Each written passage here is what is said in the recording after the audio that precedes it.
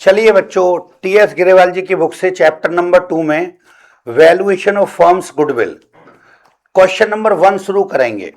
Question 1 के ऊपर लिख रहा है एवरेज प्रॉफिट मेथड। तो क्वेश्चन इस प्रकार है Sardar ji, goodwill is to be valued at 3 years purchase. ये नंबर ऑफ परचेजिंग ईयर है बेटा, और किसका करना है? 3 years purchase of 4 years average profit.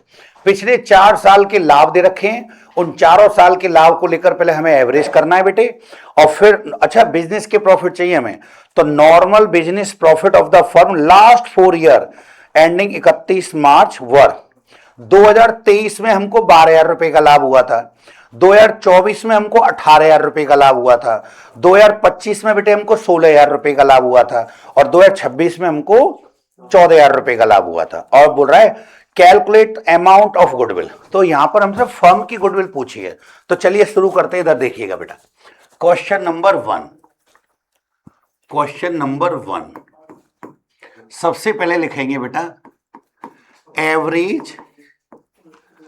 Average annual profit, एक साल का बना लेते हैं उसे, इसको सिंपल एवरेज भी कह सकते हैं बेटा। तो चारों साल के प्रॉफिट बोलना बेटा 1 by 1। पहला कितना है?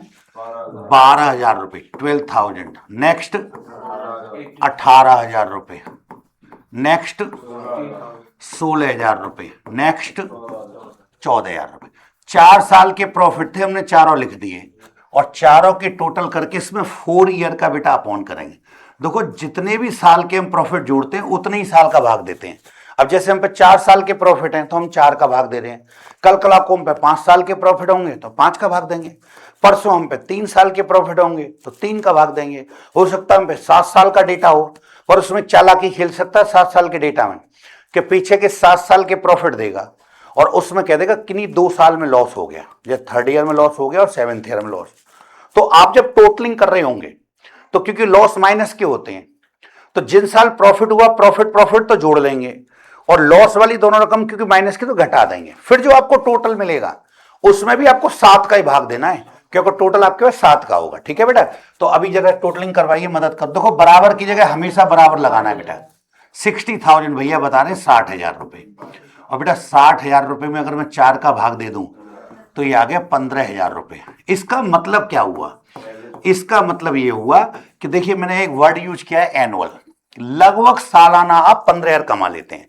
ना तो आपने किसी को 12 बताया, ना 18, ना 16, ना 14, ना कम या ज्यादा, एक बीच का रास्ता निकाल दिया जिससे बताने में आपको आसानी हो कि भैया हम लगभग हर साल 15,000 रुपए कमाते हैं। चलिए कहीं ना कहीं आपको नंबर ऑफ परचेजिंग ईयर बताया था बेटा, number of purchasing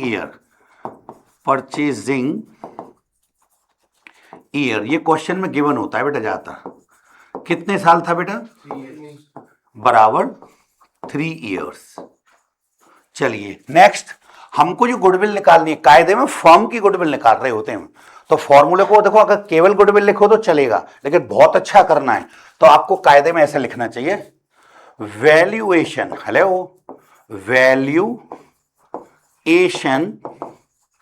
of firms goodwill. पूरी फर्म्स की गुडविल निकाल रहे होते हैं।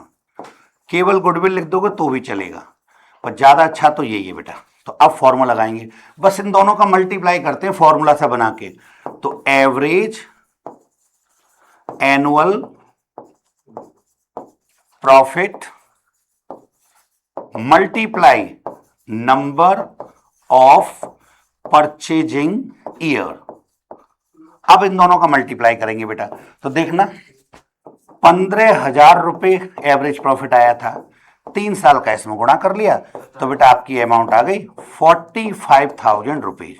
आंसर चेक करो बच्चों, आपको राइट के चिन्ह कभी नहीं लगाने। लीजिए ये क्वेश्चन कंप्लीट हो गया। कितना आसान टॉपिक है, प्लीज इसको नोट डाउन कर लो। मिलते हैं नेक्स्ट वीडियो में।